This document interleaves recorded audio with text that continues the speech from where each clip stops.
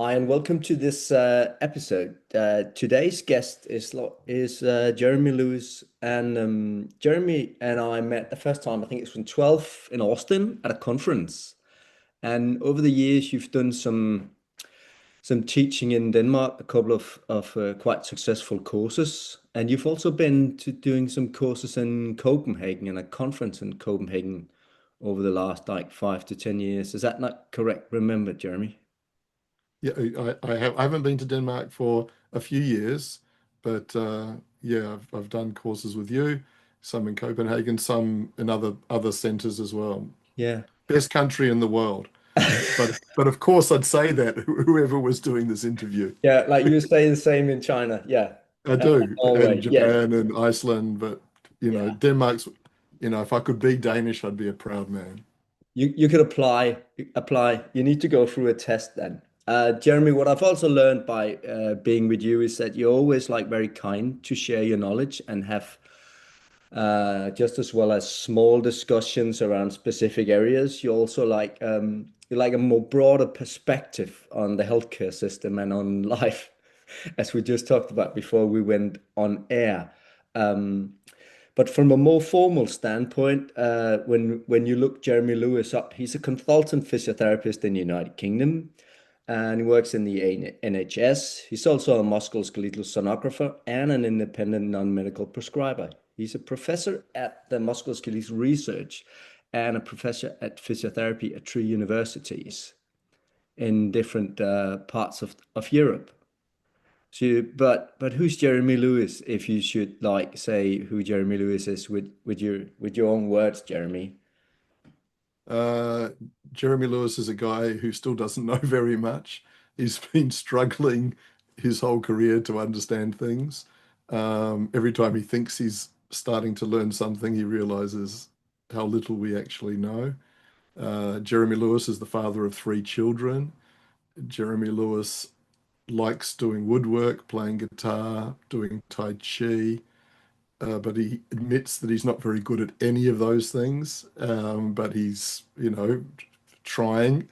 And yeah, he loves research. He loves clinical practice, and he loves his family and friends. Oh, I think that's a very humanistic presentation. I like that. We're gonna discuss some big questions today and hopefully have a conversation regarding that.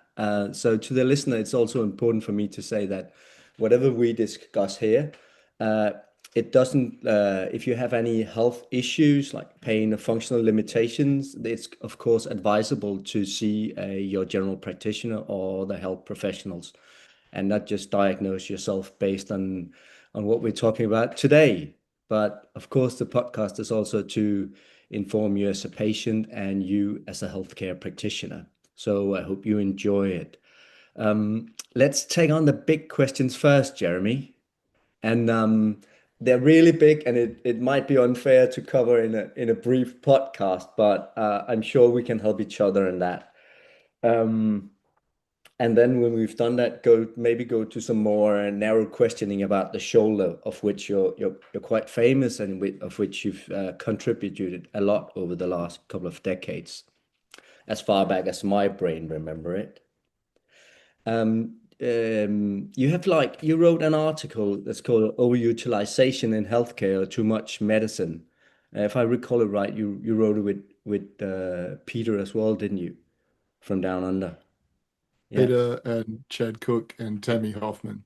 Yeah, I couldn't remember the last one. So thank you for giving that person a handshake for that. I believe the overutilization discussion is sometimes misunderstood because the way I sometimes hear it on social media, which is big and has been coming bigger, is that I don't agree with what I hear most of the time. And most of the time I hear stuff like that there's too much medicine or over medicalization. If we do like our basic examinations such as inspection, palpation, do a few of the orthopedic tests, and maybe do some repeated movement and look at people's function. And what I hear sometimes is that people would call that too much medicine.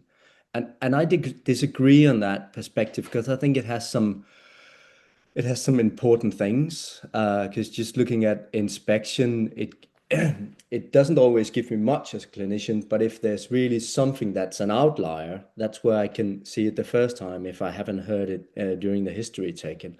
I also think that having hands on people gives some kind of trust from the patient and it might meet some of their expectations. And I also think we have, despite we having a lot of bad orthopedic tests out there, especially in the shoulder, we do have some that can help us be more specific about the source of the symptoms. So my perspective on overutilization is that we could continue doing those really basic things that doesn't take a lot of time and that doesn't take people to come in all the time and doesn't require special test. And that seems to align, not that I want to agree with my guest all the time, but that seems to align with what you think in that article. What's actually your perspective on the on what I said now and the utilization of too much medicine in healthcare? So I guess the majority of people who go into healthcare go in because they would like to make a difference either to an individual who comes seeking care or to a particular population of people who have a problem. I guess most people do that. Some people probably come in for nefarious reasons and less altruistic reasons, but I think the majority of people I've met tend to be pretty decent people who want to make a difference. Um, I think sometimes we get stuck in a method of practice that may not be as ideal as possible. And maybe we don't have the time or the skills to actually question what our practice is and what are we doing. So the patient is obviously the most important person in healthcare. Like the student is the most important person in education. And anyone who forgets that, and anyone who thinks that the doctor or the physiotherapist is the most important person, or the nurse or the teacher is the most important person in education, really shouldn't be doing their job because healthcare needs to be patient focused. Healthcare needs to be about understanding our limitations. And healthcare, like everything in the world, needs to be about saving resources, making it sustainable, thinking about the next generation and the generations after that.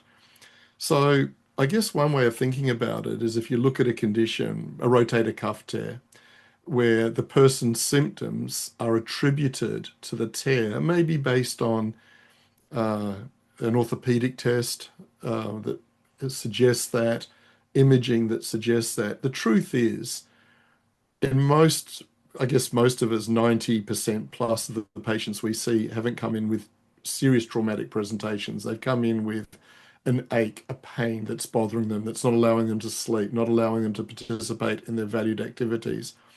And we try, when I say we, I'm talking about physiotherapists, surgeons, chiropractors, osteopaths, rheumatologists, anyone who's dealing with musculoskeletal problems. We try clinically to identify where the symptoms are coming from, and we may try and support that with imaging.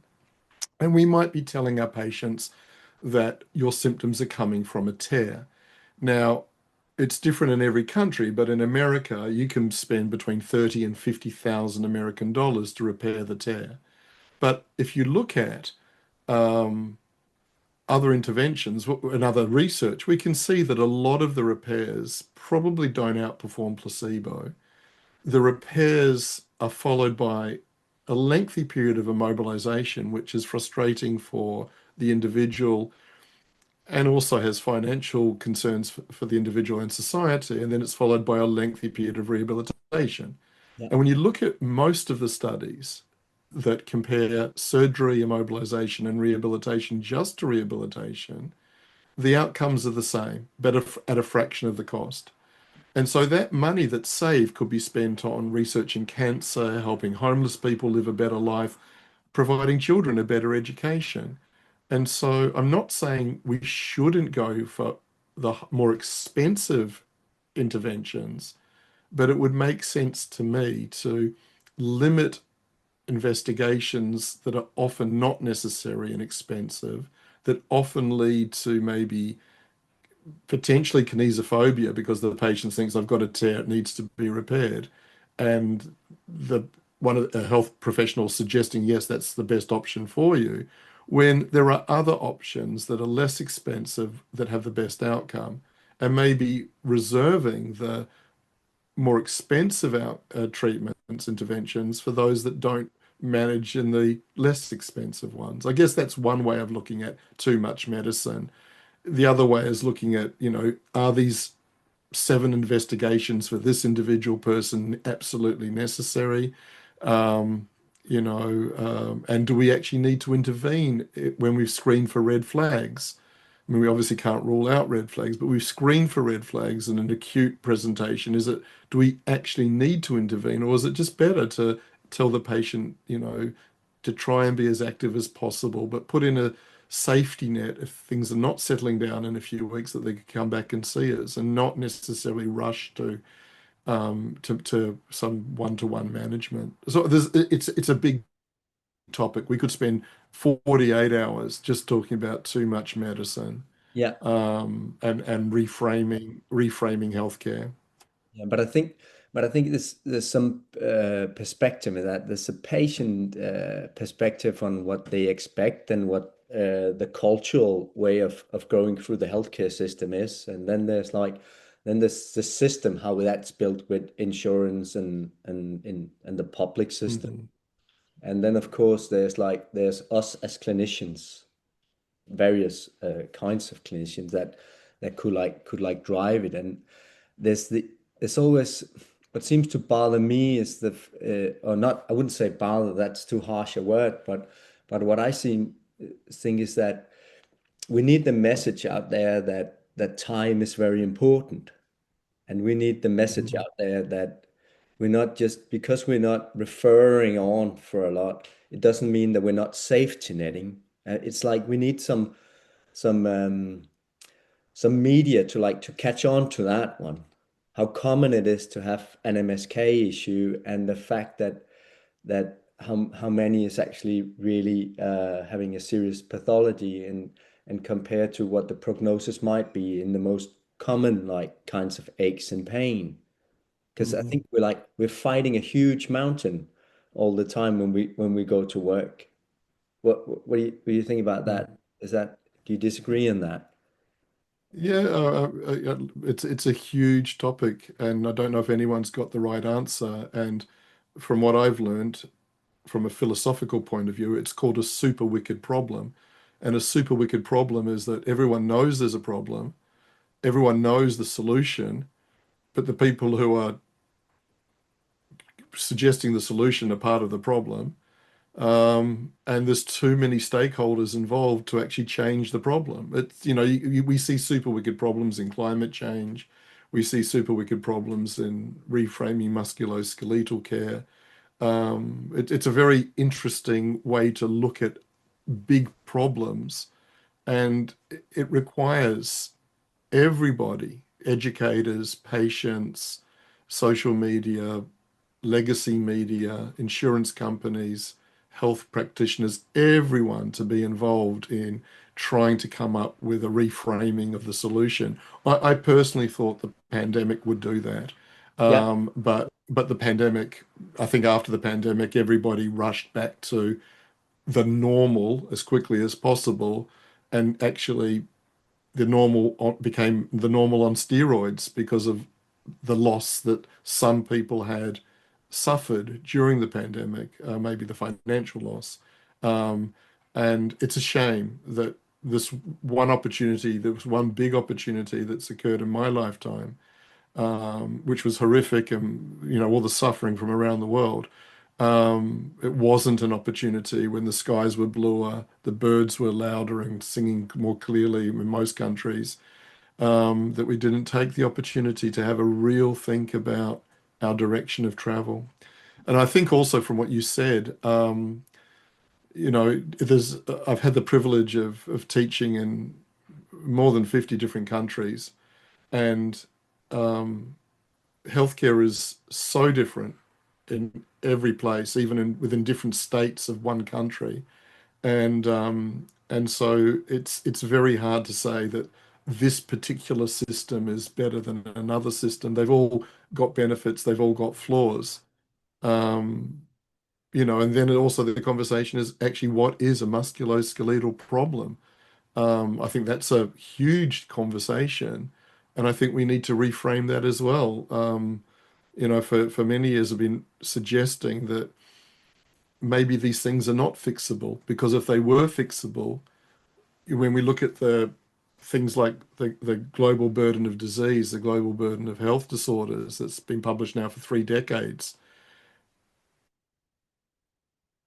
see with the over 300 different conditions that people are looking at, low back pain is number one on the list. In 2017, almost 25 years later, we see it's number one. In 2020, the last time they did this incredible international global body of work, what do we see? Low back pain is still the number one single condition associated with more years lived with disability.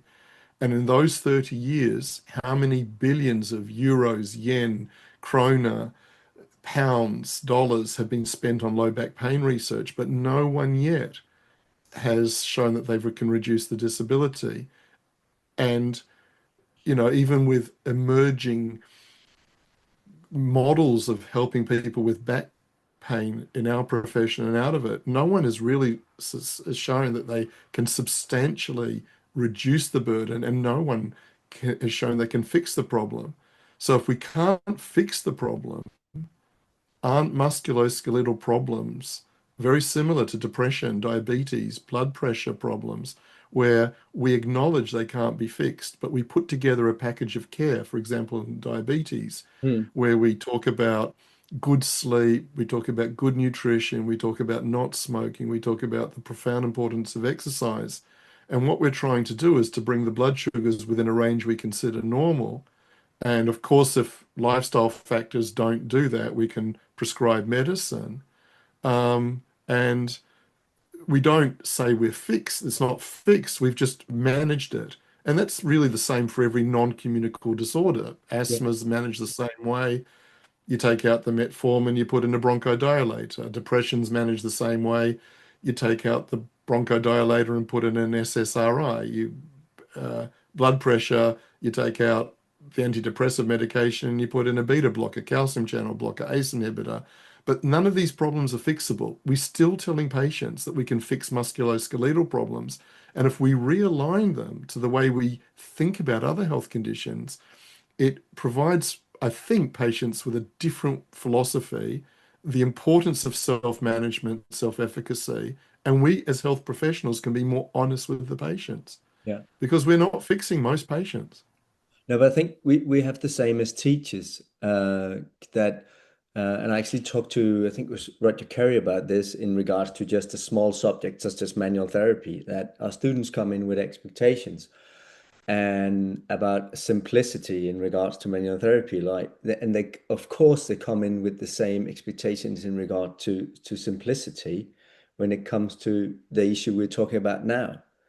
And the fact is that it's so complex, and trying to help people to grab the complexity when they have a lot of life experience when they come in, but the experience within the scope of the health profession, um, it's actually quite difficult to teach despite good intentions, and I think it's even more Mm, difficult to grasp when you're the student. mm, So yeah. that yeah, it just crossed my mind when you said what you said, Jeremy. It's a huge complexity out there. And I've stumbled across the same when you say with the research that it doesn't seem to change how many people living with disability. And Mhm, but and I can just open my computer every day and I can see how many new papers that's been published on PubMed, and by more or mhm, less not the same people, but there's still a lot of people contributing with good intentions. But it's when you put your negative glasses on, it's frustrating that we to me it seems like we're doing the same, and I'm actually in the environment, so I'm part of the problem. We all are, Yeah, whether we're teaching or treating or helping people manage or doing combination, we're part of that super wicked problem. yeah. Um, Yeah, because that kind of brought us over to like the next question I had, which is like the paper you wrote about manual therapy and and exercise as looking at that. But you, as you said, we need to look at other like social determinants. Is that what Hmm. you call it in English? Yeah. And I think Hmm. that's really interesting going that way. And I like the perspective, and maybe it was you who brought it to my mind back in 2016. Like look at an MSK problem as a diabetes. Hmm. I think it kind of stuck with me over the years because the more people, the more patient, the more humans you see that has some kind of aches and pain, and the more papers you read, it's just a very sensible way of looking at it. Well, And I'm pleased you think so. Thank yeah, you. yeah, no, there was also, it's not because you said it. There was actually a very bright American physiotherapist who said said something like, um, maybe what we need to do Well, is I don't thank you. what? We need to go That's all right. back.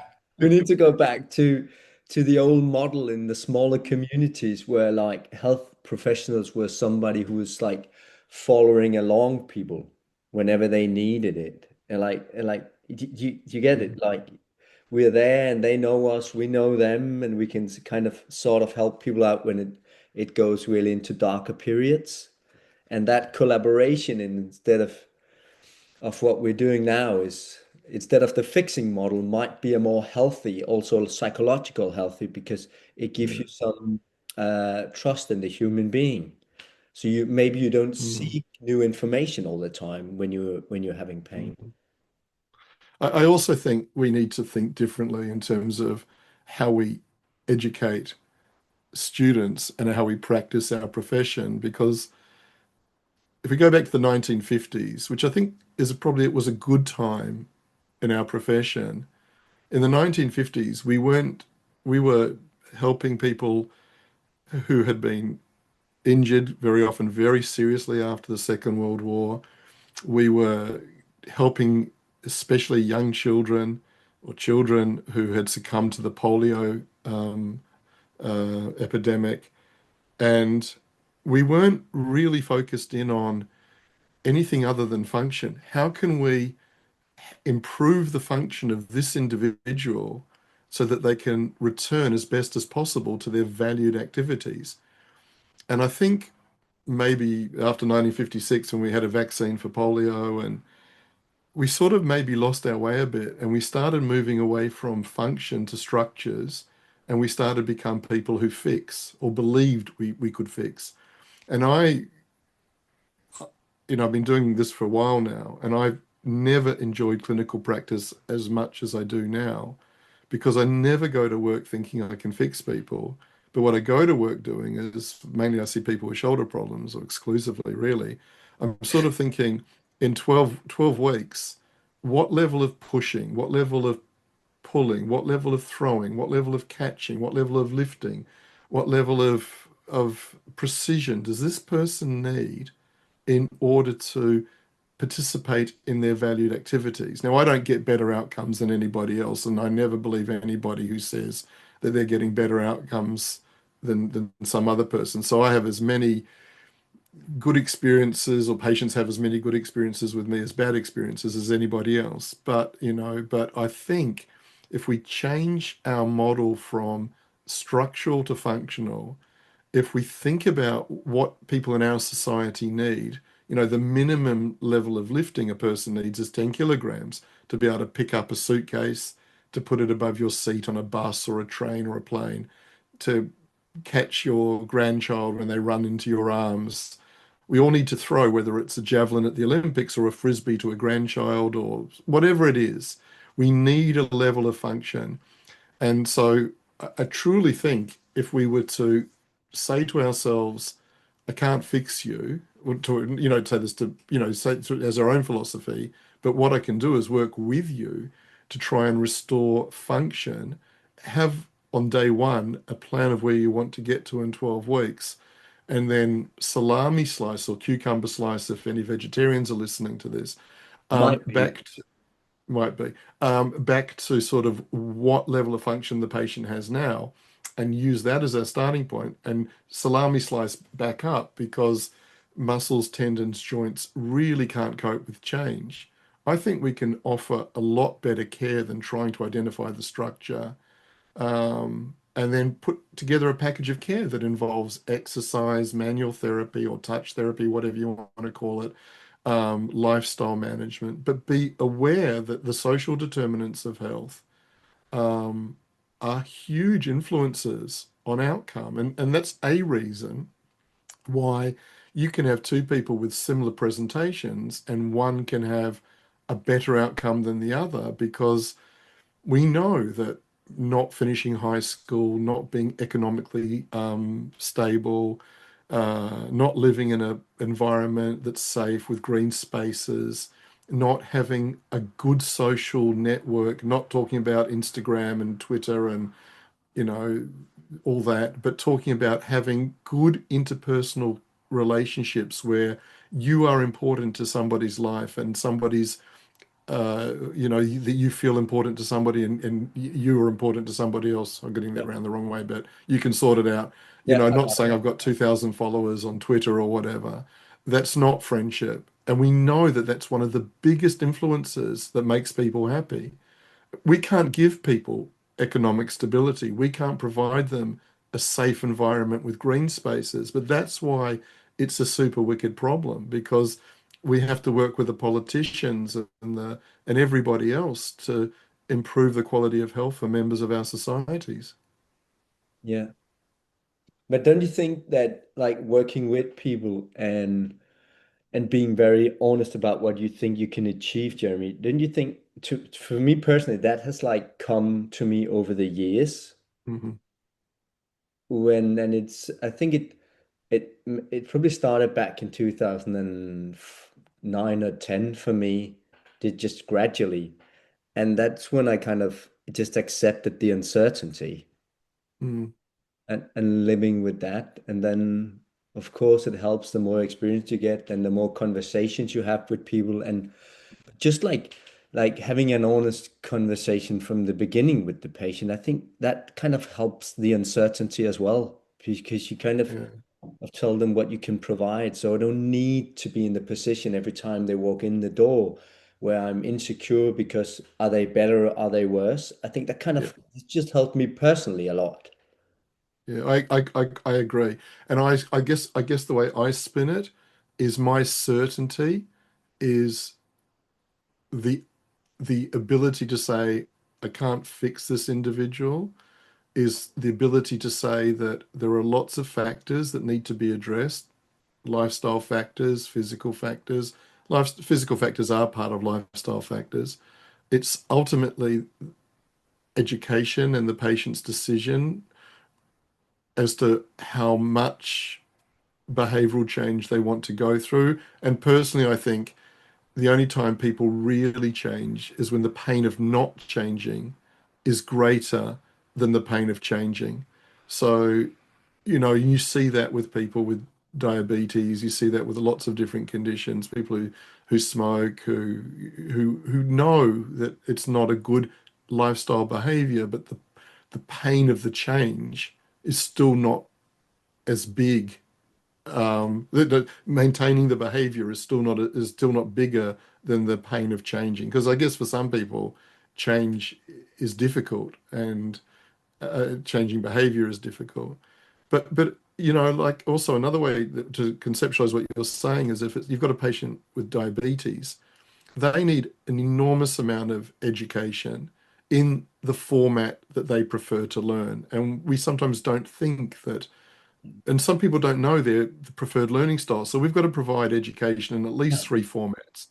I think that's really important. I think also we mustn't ever be judgmental. We mustn't judge another human for their choices. In the same way as you see on social media, some professionals judging the way other professionals choose to practice, and instead of maybe educating gently in a preferred format, they like to bully. They like to tell people how much better they are because they don't behave in the way that these people that they're criticizing behave in.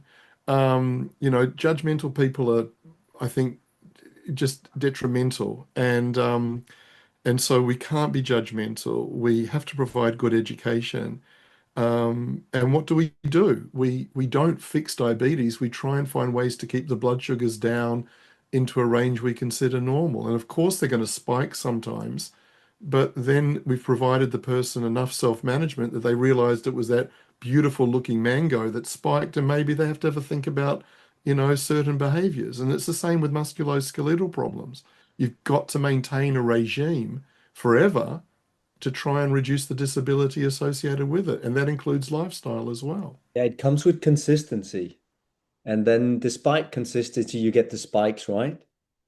But I think that's what's been, Of course you do, because it's complicated. It could be yeah, stress, it could be yeah, cortisol, it could be yeah, you didn't sleep very well for yeah, 3 days because your child's being bullied at school, or your mum's not very well, or finances are not great, or you had a disagreement with someone you love dearly and it's really preying on your mind. So, or you've traveled a time zone and yeah, so you're jet lagged. So it's so complicated. It's yeah. so complicated. But what I think is I mean, one of the things I've learned having pain since I was 15 or 16 is that to some extent when I got as old as I am now, almost 50, I've kind of I really don't like You it. must tell me what that's like, Brian. I'd like to know what it's like to be 50. You'll have to let me know off air later on. You've definitely forgot it because you're quite older than I am.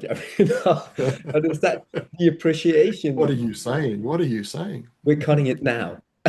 No, but the appreciation of having had something that's not debilitating you functionally and being around people that gives you the option of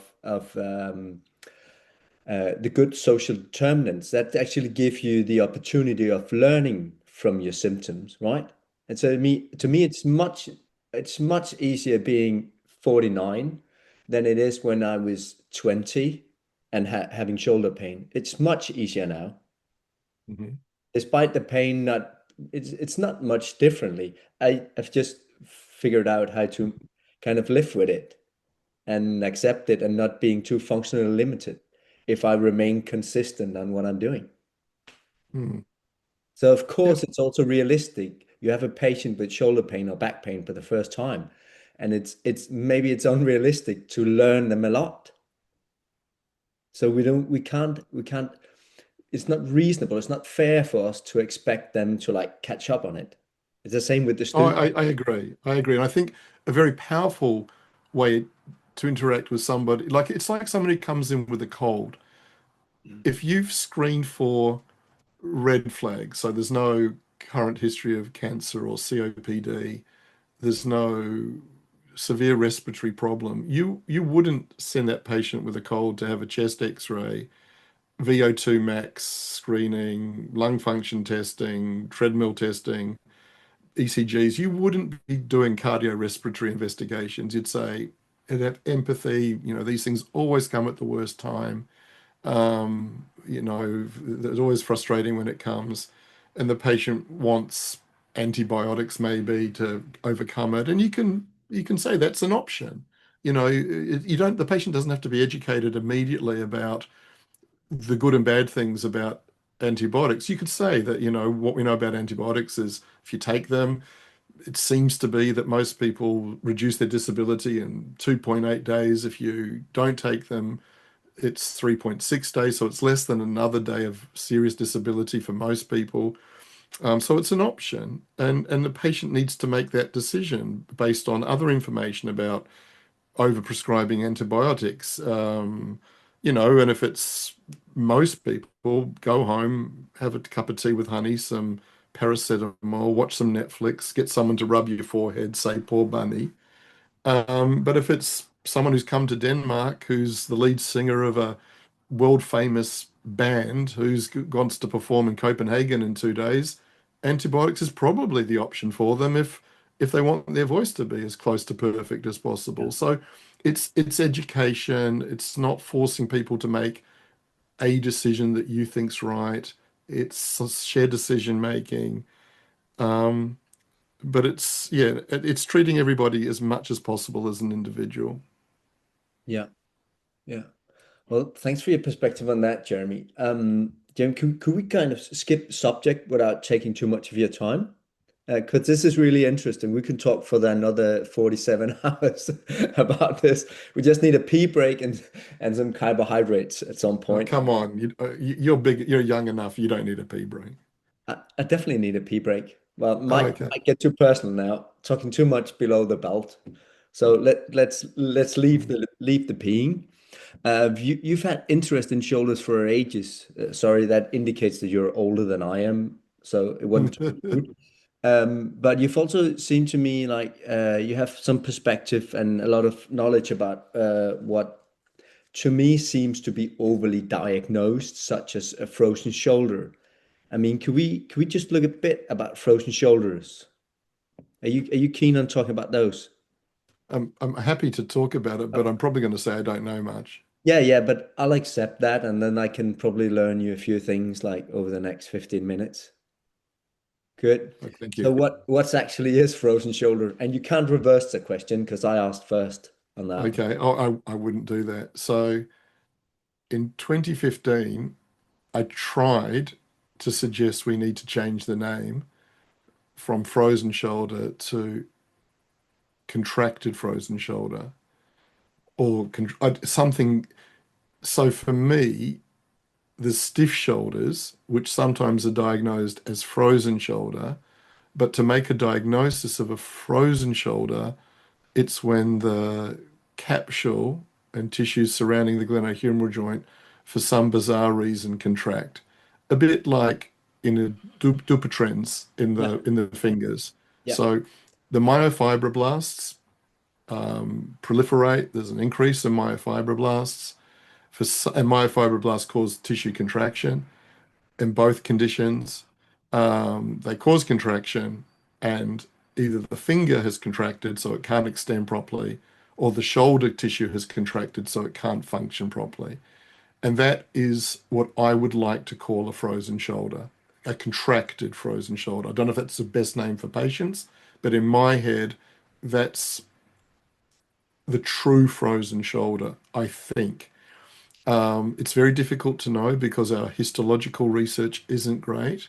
We're relying on very poor quality research. We're relying on a lot of anecdotal passed down from teacher to student over the decades that this is for sure what's happening. But if you go back to the original sources, it's quite frightening how little we know and how little we're basing it upon. I think many people are overdiagnosed with this condition and yeah, they have stiff shoulders. And I've seen people who've had general anesthetics who you would bet anything that they've got a contracted shoulder, but under general anesthetic when all their muscles, including their diaphragm, are paralyzed. So that's why they're intubated because they can't breathe. But when their muscles are fully paralyzed, they do not have the restriction yeah, of when they're awake.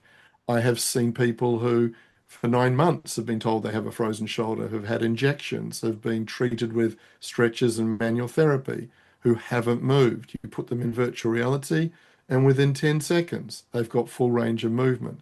So they clearly haven't got a contracted shoulder, those two examples. yeah, But how we differentiate that is a real headache. And we're doing some research in America now, trying to work out is there anything in the subjective interview, in the interview and or the physical examination that can maybe identify is this a contracted frozen shoulder or a muscle guarding stiff shoulder?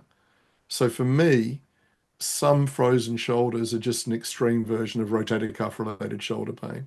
For something's happening with the muscles and tendons of the shoulder that they're just not allowing movement. But for other people, it's contraction. yeah, And in the same way as we acknowledge as physiotherapists, we can't stretch out a Dupuytren's, we probably have to acknowledge we can't stretch out a contracted frozen shoulder.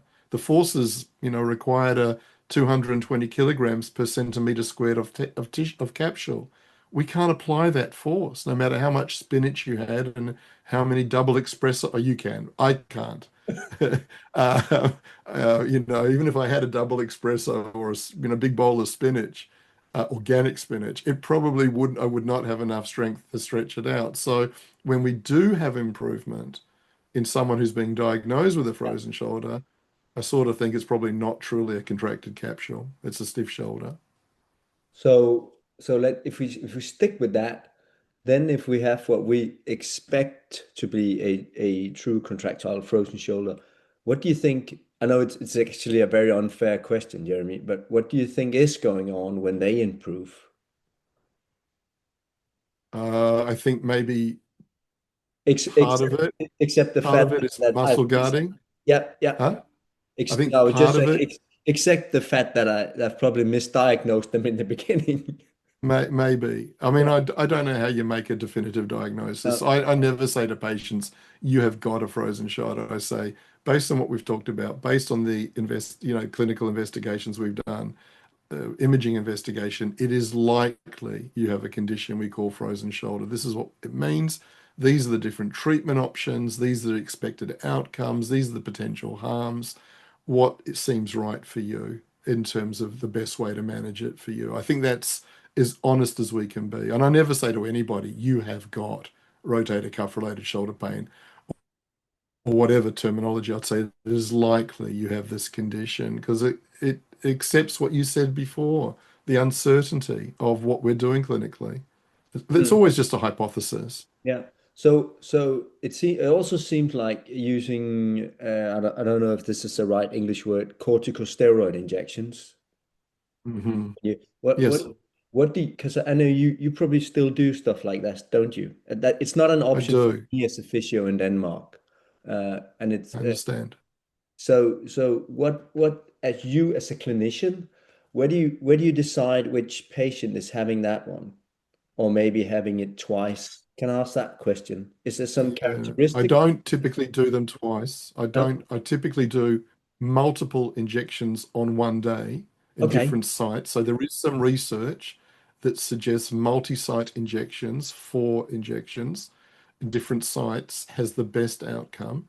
I don't, I very rarely find patients most patients will agree to 2 sites.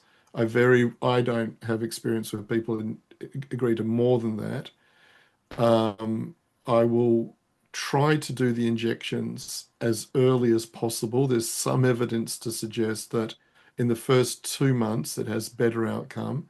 After 6 months, possibly less good outcome. There doesn't seem to be much evidence or any evidence to suggest injections work when the pain stage reduces and the stiff phase becomes the predominant presentation. So earlier the better. But whether I'm injecting people who with a true frozen shoulder or just severe shoulder pain, I don't know. So for me, there are harms with injections. There's increased risk of surgery. There's potential damage to tendon and cartilage tissue. There's a risk of infection. There's a risk of anaphylaxis. There are people I don't inject if they've got unstable blood pressure, current history of being treated for cancer, or any infectious disease, glaucoma, I won't inject. But other people will. I'm a coward, I guess. Um, and um, and so for those patients who understand the risks, where I'm prepared to inject, and understand the uncertainty of diagnosis and understand the variability of benefit of injections, um, that's the group of people I will inject. And I typically won't inject anybody who's not irritable. I typically won't inject anybody who's not suffering severely at night time. Yeah. And that is not people who wake up and can go back to sleep, but people who wake up and struggle to go back to sleep. And we've tried something, and it's just not working. And so that would be a group of people. And we published a qualitative study last year asking patients' opinions. And it was very interesting that even though they know the risks of injections, they want it. They want it because the pain is unbearable for many people and they understand the risks and they just want to sleep. They want to function normally as a mum or a dad at home. They want to not be dependent upon their colleagues to cover for them at work. And so I get it. And it's an option for some people, and it's an option that we should consider for some people, whether you're performing the injections or whether you are a physiotherapist in a country that doesn't permit the physiotherapist to inject, but the patient says, what would you recommend? Hmm. Because it would be negligent, not negligent, that's the wrong word. It would be inappropriate for us to, with someone in the pain stage, to try this treatment, to try that treatment. Then, Yeah. and improvement is not, oh, I felt so good the night of that treatment, but they're the same today. That's not improvement. If they're not improving quickly, 1 week, 2 weeks, maximum, let's say 2 weeks, then they should be considered for an injection if they understand the risks. Yeah, yeah. So trying to avoid, let's say, putting the corticosteroid within like the cuff tendons, would you then advise? I'm not. I have a very little familiarity with using an ultrasound, so I'd probably be totally off here, like 90% of my life. Would you then advise using the ultrasound to guide the needle then to I avoid? do. I do. We were commissioned, a friend, a colleague, back in 2010 to set up a um, physiotherapy-led ultrasound guided injection Yeah. service in the community. And three of us got a grant from the Health Foundation to set it up. And we were taught how to do ultrasound guided injections by a wonderful sonographer. And that's been my practice ever since. And I feel it's my bias, but I prefer doing it with ultrasound. But if you look at the research, Yeah, it's it seems to be it's like, not so conclusive. It's yeah. not so conclusive. It's No. just I just sort of feel I ask myself very often, why am I taking extra time to do it as a guided procedure? I just feel more comfortable doing it as a guided procedure, and I don't repeat injections. So if it doesn't work the first time, I'm not someone who says, let's try it again. Yeah, but it's very interesting because there seems to be like so many variations of using the Mhm. injections based on Yeah, just my clinical practice, what I've yeah. seen, what I've heard. I mean, sometimes people bring them in 3 times within a couple of months and doing Mm, injections, right? And other times they the one doing the injections, they want the patient to have had the improvement the first time. And then if like you see the same with doing nerve root blocks with mhm. radiculopathy in the lumbar spine. Yes, Seems to be. I don't have an answer. Okay. I do know that a PhD student at the moment who's just coming to the end of her PhD, uh, Chris Billsborough, she did a survey, and the variation with medications and the variation on how to do the injections. Everybody's got their own way because we just don't know. Yeah, yeah. So Jeremy, what's a prognosis for people with a true frozen shoulder? Because from my understanding, we're giving maybe a too optimistic uh, feedback on prognosis, despite the fact that we kind of need to level optimism with realism. Mm, I've seen a lot of patients where it's still there. They still have symptoms after 5 years, 6 years. yeah. Like And we, there's research to support even up to 20 years pain and yeah, stiffness. yeah, Like a Dupuytren's. A yeah. Dupuytren's isn't going to get better by itself. And I think what happens for most people with frozen shoulders, with true frozen shoulders, is once the pain settles to a level that's tolerable, they find ways to reduce disability. So maybe the shoulder glenohumeral joint might be stiff, but maybe they get more movement by moving the scapula around the sternoclavicular joint. Like you see that with people with reverse prosthesis sometimes, that there's not a lot of movement coming from the replaced glenohumeral joint, but there's good function, and the movement is coming from increased movement at the sternoclavicular joint.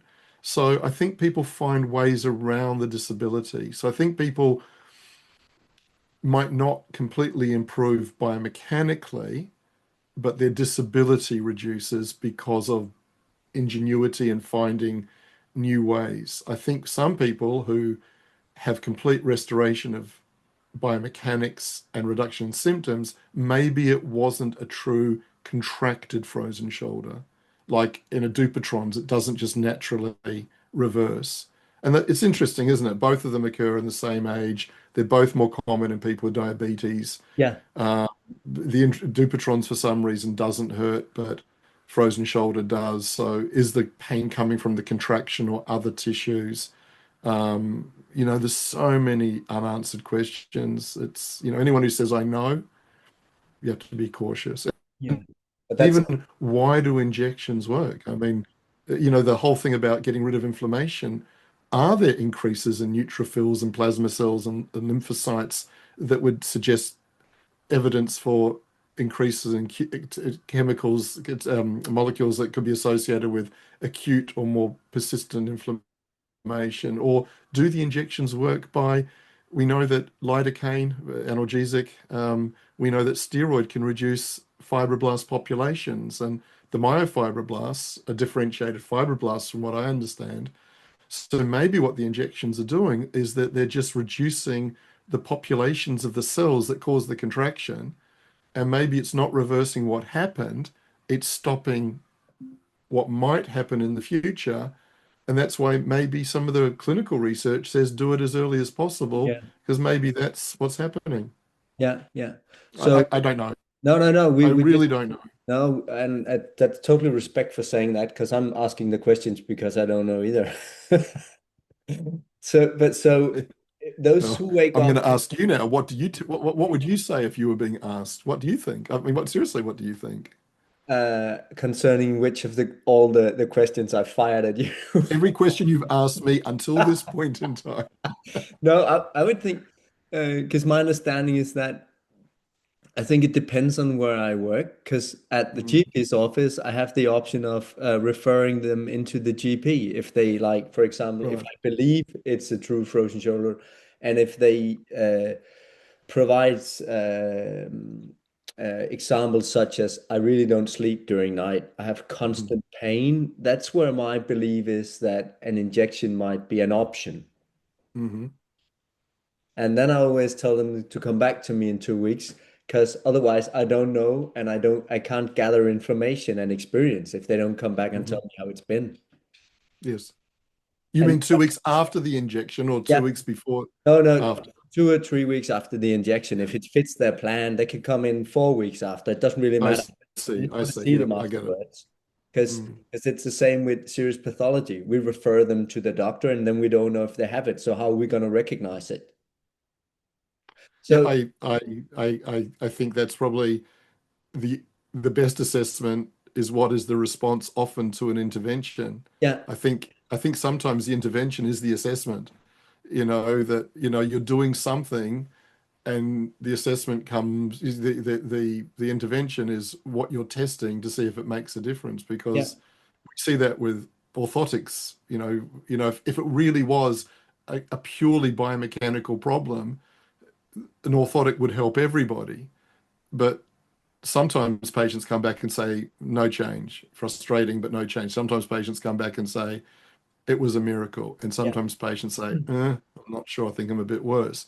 So sometimes the actual intervention, the orthotic or the injection, is like for me, it's in my head, it's sort of like an assessment Yep. to see does the patient respond to these symptoms. And And I don't know where assessment finishes and intervention starts sometimes. but I think it's from my perspective, I never think the assessment finishes. I think Yeah, it's ongoing. true. I don't call it treatment or rehab. So within my weird, wicked brain, it's like Hmm. it's assessment every time. Yeah, And maybe. it's a bit of trial You're and error. probably right. You're probably right. But then again, to answer your some of the questions I fired at you, I believe that there must be some kind of inflammatory thing going in there in the Mm, early stages. They kind of strike my mind. There must be some inflammation going on. mhm. I don't know if it's totally off, but yeah. I don't know if it's classic inflammation. I don't know No, if it's that neutrophils, but it could be pro-inflammatory cytokines. It yes, could be interleukins. It could be tumor necrosing factor alpha. It could be, and that could be coming from the gut. It could be coming from um, changes in hormonal homeostasis. Why at 50? Why is it called the 50-year-old shoulder in China, Japan, Yeah, Korea, Malaysia? There's changes in hormonal status yeah. for men and women. So, if I'm not even sure ChatGPT could answer this No. question. But it's the same. There's some common things to what they say that people with radiculopathy says who actually still has the inflammation going on. I think Hmm. there's some common themes there. And Hmm. what they've looked at in that population is that they've done biopsies and then they've looked at who is Right. responding on the injection therapies, the nerve root Okay. blocks. Uh, Right. I can't recall the author, but I'm sure Hans van Halvoort is, if he's listening, he can recall it because they're doing similar things in Holland. Right. The internet just cut out for a few seconds. I didn't hear what you said. I'm sorry. So I'll just rewind a little. I said that I think there's some similar things to what we see in people with lumbar radiculopathy. Yeah, that I heard that, but then I didn't hear anything after that. No, I just said that I can't remember the author, but I think it's a 2020 paper, but I'm sure Hans van Helvoort from Holland, who is Right. looking into it, can help us on that if he's listening. Okay. Well, if he is, please get in contact urgently. Just to wrap it up a bit, so now they might have got an injection and might one side or multiple sides. So when the most severe pain subsides, what would you then? Would you start stretching on it? Yeah. Or what do you think? Oh, Are you stretching I'm into so end sorry. range? I, I during the pandemic, I did something I wanted to do for a very long time, and that was write a book on the shoulder. And 120 people, including patients. It was trying to be as patient focused as possible. The first chapter was written by patients. And during the pandemic, when we weren't allowed to see people face to face and we were doing telehealth, I was sort of at a loss in the stiff phase what to suggest to people. And I was sending out video exercises of stretches, and people were saying pretty boring, uncomfortable. And then quite a few people were coming back saying, I'm doing online yoga and it's having all this benefit in my shoulder and it's having other generalized benefit as well. So the 42 chapter book became 43 chapters. And a friend colleague in America wrote chapter 43, the use of yoga in rehabilitation of the shoulder. And oh, and sorry, I've turned this off. I don't know why it keeps on going. And um, uh, now I can't even remember what I'm saying. Um, and But, um, and chapter and and so 43 on yoga. for what I do in the stiff phase is often ask people, would they be prepared to try online yoga, something they can try in the comfort of their own home. Start with a 15-minute base, warm up the shoulder first, with a bit of movement or hot water bottle or microwavable heat pack, and then try. And there's some evidence for warming the shoulder stretch. Not great evidence, but some evidence. And then try, a 15-minute basic session, give them rules on pain to, what would be safe, what would be Yeah. appropriate levels of pain. And some people have fantastic response, and some people say it hasn't helped me. I wonder if it does help some people, if they're not the true contracted frozen shoulder people. I wonder. And so again, the treatment for me is sort of like the assessment, um, because I'm not sure how to help a person with a contracted frozen shoulder. I know there are some people who say um, that when you're doing stretches, it's releasing enzymes that may actually reverse the contraction. Maybe that's true. We need evidence to support that. Maybe, but I'm not sure that yoga can actually stretch capsule, No. because if there's a billion people doing yoga a day around the world, surely there should be an epidemic of um, joint shoulder instability, dislocations, because they've stretched so much that the capsules become so loose the joint becomes unstable. that doesn't happen. And so maybe if it does help in some people, it's not at a capsular level that it's helping. It's maybe at a muscle level, or maybe it's showing the joint that it can move in different ways, that it can move the sternoclavicular joint and a little bit more because there's a restriction at the glenohumeral joint. I don't know, Brian. I No, really no, don't know. no, no. It's just I'm interesting. sorry about the telephone. I'm sorry. We couldn't hear it. The rest Oh, of okay. All right. fine. All right. The other 5,000 and me that's gonna listen to this special episodes, we don't bother. Thank you. I was just interesting in listening to what you would do after the most initial painful phase, and Yeah, I try manual therapy yeah, a lot. I try manual therapy with muscle relaxation and deep breathing, relaxation to see if, and a lot of hold relax or contract relax or whatever the equivalent is, muscle energy yeah, yeah, techniques, trying to make the muscles that might be um, responsible for muscle guarding, so the internal rotators and the adductors, to try and include that in any manual therapy or touch therapy that I use. I use that a lot in the stiff phase, but I don't continue with it if it's not changing quite quickly. And yeah, if it does change, I'm assuming it's not a contracted frozen shoulder. And if it doesn't change, I would suggest to people to try online yoga or go to a yoga class. And if you know, it's probably going to have other benefits for your health as well.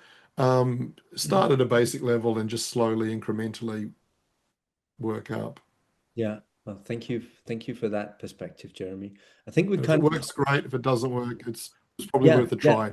Yeah, and it's interesting what you said about using manual therapy. Like if it doesn't work quite fast, you would stop it because that's quite similar to what I think it's Chad Cook who looked at that those responding quite fast to an intervention seems to have a good prognosis. And I think that Mhm. it's interesting that we could use literature from other things into something we think is a bit more specific, despite us not knowing what's going on. Yeah, Mm. but I, thanks a I would lot. never tell a patient that I'm stretching their capsule. No, I no, would no. never tell a patient. I'd just say that these techniques, when you couple them with other interventions, sometimes help, encourage the joint to move. So I wouldn't be trying to sell a fix, or sell something that is certain. I'd frame it as best as possible around the uncertainty of that procedure. So that kind of flips us back to the talk about over medicalization and Mm, the explanations we give people that some of them are outdated. And mm, to be honest, that's where I start screaming at the other part of side of the fence. mm. And that's where I think that's one of my flaws sometimes that I fall into that trap and then it kind of irritates me to hear the wrong explanations or the explanations that are not credible. But that's a totally different talk. Yeah, yeah. I don't think the hands-on therapy isn't credible. I think the explanations given and the importance placed on it are not credible. Yeah, yeah, that's what I mean. Yeah. The explanations, because that's we see it all the time, new treatments popping up with new explanations that are not credible. Yeah. And they're all, if you just, so I had a very interesting experience once when I was teaching in Iceland. I don't know if you're interested in this little anecdote, but I was teaching in my course in Iceland at the Olympic Village area, and there was Yeah. another course next to my course that seemed to be much more popular than my course. And it was a hands-on course. And I walked past the door and I saw the teacher do some hands-on technique, but I couldn't understand what was being said because, like Danish, Icelandic is like, for people who don't speak it, it just doesn't mean anything to, it doesn't make sense. And so I didn't have a clue what they were doing. And I was thinking, oh my gosh, that's so interesting. I don't know whether that's a Maitland technique or a trigger point technique or a myofascial unblocking a meridian technique, or actually what the technique is. And this is years and years ago. This is before the first grey hair emerged. And I was thinking, oh, that's interesting, isn't it? And then you go around the world and every culture uses touching, and but has a different explanation for the touch. And a few years back, my neighbor, who I love very much, he's a lovely guy, became jealous. He built a new shed in his garden, a kit. And I thought, nah, that's not happening. I'm going to have even a bigger shed, and I'm going to build it myself. So I built this ridiculously large shed that's far too big for our garden. Um, I fell off the roof when I was pulling up the wood for the roof section, and I couldn't hardly walk for 3 months. My knee was sore. And my eldest grandchild, whose mother is a hematologist and whose father is almost an oncologist, and she thinks she's a doctor at the age of 4. At this stage, No surprise. she walks around with a plastic stethoscope, and she said, I'm not going to tell you what she calls me, but she told me to lie down. And she put the stethoscope on my knee and diagnosed me as having an ouchie, which is an English way of saying pain. Pain. And to treat it, she said, now I'm going to treat it. She started rubbing my knee. And I thought, that's incredible. A person at the age of 4 has already got the insight to know that pressure can help reduce pain. Because, of course, when she falls over, what do people do? They They rub rub it. her elbow and, yeah. So, anyway, so it doesn't surprise me that people find touch. It's already in her DNA that touch is a beneficial way to reduce pain. Yeah. I just think what we need to do is acknowledge that it's not a miracle, acknowledge that it probably all forms of touch are probably quite similar, I think, and that we don't rely on it too much. We embed it within lifestyle advice, within exercise program. And for some people, it's a way to encourage movement when they're frightened to move, or it's in their head that, how crazy would it be for someone to come in and you say to them, what do you think it's going to take to get better? And they say, oh, I had some manual therapy last year and it was so good. It really helped me. How bad would it be to be a health professional to say, oh, that's so 2024, we don't touch anymore? It's just doesn't make sense to me. But just tell people, be honest. It's something we can add to other interventions that helps in the short term, like paracetamol helps in the Yeah. short term. That's what I think. And I'm glad to hear that. Jeremy, where can if people think, okay, this conversation, if we just look at the answers Jeremy gave and not the questions, where can we get to know this guy from Great Britain some more? Are you in This where guy from New Zealand, Brian, you're from are you truly a Kiwi? I was born in New Zealand and then moved to Australia, I was going to study something else, but I ended up studying physiotherapy in Australia. And then 2020 moved to England for a year, but I've been there ever since. Ah, but that's like the So, nicest so I country. now have 4 passports, but don't tell anybody that. I've got a European passport, a British passport, a New Zealand passport, and it's all legal, an Australian passport. I've been there a couple of times. It to me and my family is just the best place to be, Which, except which one, New Zealand New or Zealand. New Zealand. It's just it's like it's a wonderful country. it's excellent. Like, and the humans are, yeah, no, it's just amazing. Yeah, Mm. if you still get contact, then write me when I'm 55 and says that I can get a job down there doing a PhD or something like that. Okay. Your country's also I think every country I've been to's got good and bad. Yeah, yeah, yeah, you're right about that. I mean, Um, you guys have got Lego. What could be bigger than that? Apparently in my house it's a PlayStation and FIFA. Ah, okay. It seems like that overrides everything. Like, Fair enough. who needs a dad and a mom when you got FIFA? I mean, Okay. we're the expendables. No Um, comment. Jeremy, can people look you up on social media? And Yeah, I actually have really tried to back off social media in the last year and a half. I found it it's a good place to share research knowledge, but it's also not a healthy place. And since I've backed off from it a bit, my life's better. And so all I do is post research that we've yeah, published. Most people, there's the usual suspects. Whatever you publish, have a go at it. But that's really all I use social media for. so you're on LinkedIn, right? I'm in LinkedIn, which I find is probably a better place than places like X. And Yeah. I've just started on Instagram again to publish. It's so hard to do research and publish research. So many PhD students work so hard for a year to get a paper finished. And I just feel it's important to try and let as many people know as possible the work that they've done. So that's what I would use social media for, but very little else. Yeah. Yeah. Well, Jeremy, from my chair, thank you a lot. I've really enjoyed the conversation and I Thank you. appreciate you Thank taking you for the honor, Brian. It's lovely to catch up again. it definitely is.